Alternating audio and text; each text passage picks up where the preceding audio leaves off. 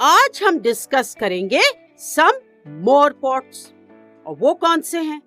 वो हैं ट्यूटिकोरिन, चेन्नई, विशाखापट्टनम, पारादीप, कोलकाता एंड हल्दिया। तो चलते हैं और शुरू करते हैं आज का मॉड्यूल। तो अगर हम ईस्ट कोस्ट की तरफ देखेंगे तो वी सी दैट ट्यूटिकोरिन एक साउथ ईस्टर्न पोर्ट है which is situated in Tamil Nadu. इस पोर्ट में एक नेचुरल हार्बर है और हिंटरलैंड भी।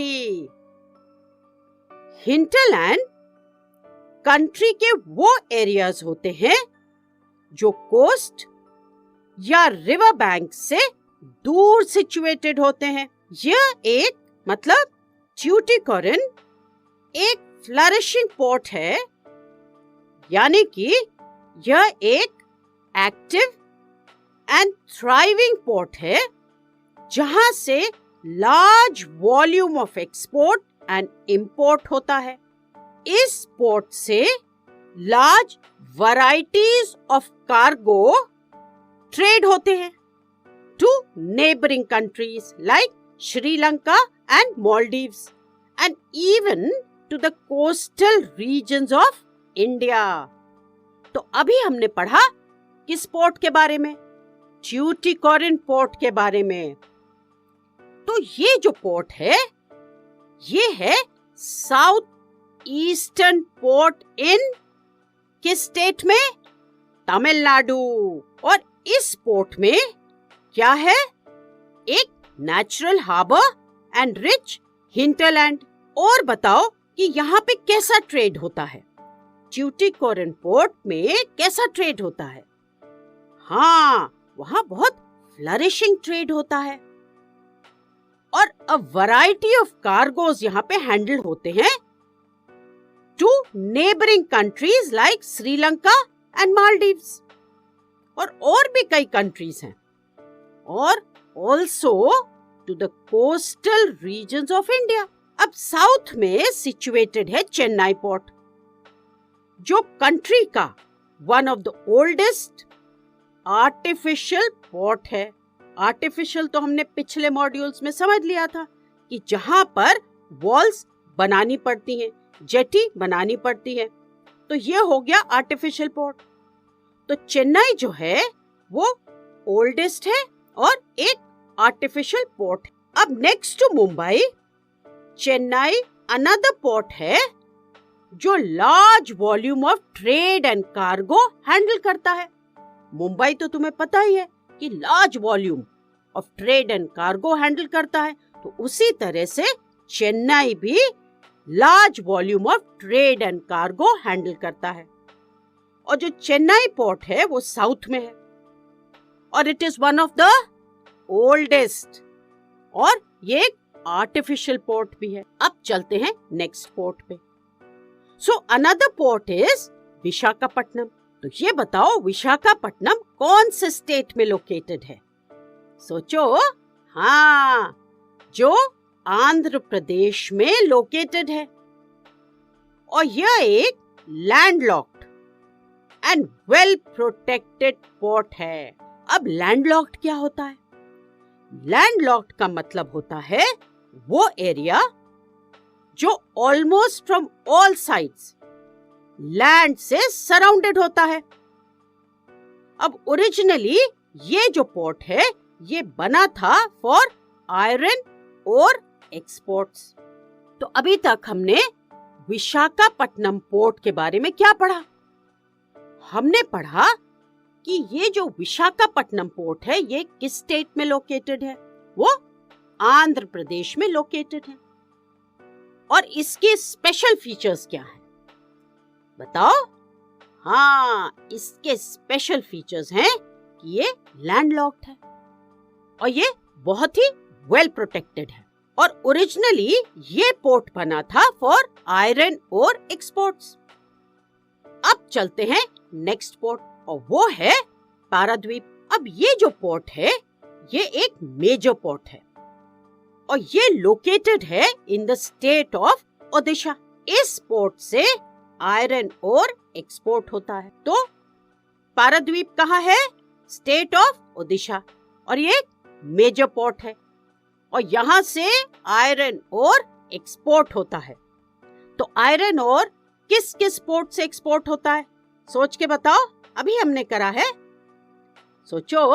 पारादीप और विशाखापट्टनम, तो ये दो पोर्ट्स हैं जो आयरन ओर एक्सपोर्ट करते हैं। Another port of importance is the Kolkata port, जो किस स्टेट में है? वेस्ट बंगाल में है। और ये जो पोर्ट है ये बड़ा यूनिक है। अब यूनिक क्यों है? क्योंकि ये एक इनलैंड रिवरीन पोर्ट है। रिवरीन पोर्ट्स आर दोस पोर्ट जो रिवर फ्रंट में लोकेटेड होते हैं। ये सी पोर्ट से डिफरेंट होते हैं बिकॉज सी पोर्ट जो है वो कोस्टल एरियाज में होते हैं और रिवरीन पोर्ट्स जो हैं उनको हम इनलैंड पोर्ट्स भी कहते हैं। और इनमें एक और खासियत है कि ये एक्सटेंशन ऑफ सी पोर्ट्स होते हैं। So we see that Kolkata is one such inland port जो hinterland of Ganga and Brahmaputra basin के ट्रेड रिक्वायरमेंट्स को केटर करता है। तो अभी हमने पढ़ा कि जो कोलकाता पोर्ट है वो है वेस्ट बंगाल में और वो एक इनलैंड पोर्ट है, रिवरीन पोर्ट है। और रिवरीन पोर्ट्स जो होते हैं वो रिवर फ्रंट में होते हैं, वो सी में नहीं होते, वो सी से थोड़ा डिफरेंट होते हैं। क्यों? क्योंकि जो सी पोर्ट हैं वो कोस्टल एरियाज में होते हैं, सी के पास, और रिवरीन पोर्ट्स जो होते हैं वो रिवर के फ्रंट में होते हैं। तो ये हो गया डिफरेंट। तो कोलकाता जो है वो बहुत important, and we see that Kolkata जो है एक ऐसा इनलैंड पोर्ट है जो hinterland of Ganga and Brahmaputra basin के ट्रेड रिक्वायरमेंट्स को केटर करता है। तो अब बताओ, तुम्हें याद है कि हिंटरलैंड क्या होता है? हिंटरलैंड कंट्री के वो एरियाज होते हैं जो कोस्ट या रिवर बैंक से दूर सिचुएटेड होते हैं। तो यहाँ पे हम बात कर रहे हैं hinterland of Ganga and Brahmaputra basin. अब जो कोलकाता पोर्ट है वो एक टाइडल पोर्ट है। और टाइडल पोर्ट क्या होता है ये तो पिछले मॉड्यूल में हमने डिस्कस कर लिया है। तो क्योंकि कोलकाता एक टाइडल पोर्ट है तो इसीलिए ये जरूरी होता है कि हुगली रिवर की कांस्टेंट ड्रेजिंग हो। ड्रेजिंग एक प्रोसेस है जिससे रिवर, हार्बर या अदर एरियाज ऑफ वाटर को क्लियर किया जाता है by the process of taking out mud, weeds and rubbish, जो टाइड्स की वजह से डिपॉजिट हो जाता है। तो क्योंकि कोलकाता जो है वो हुगली रिवर पर है और वो एक टाइडल पोर्ट है तो इसीलिए ये जरूरी हो जाता है कि वहां की कांस्टेंट ड्रेजिंग हो।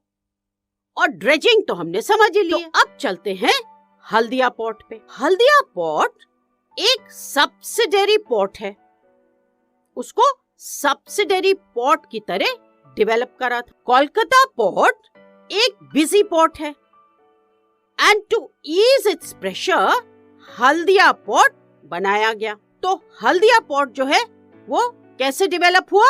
As a subsidiary port. Kolkata port एक busy port and to ease its pressure Haldia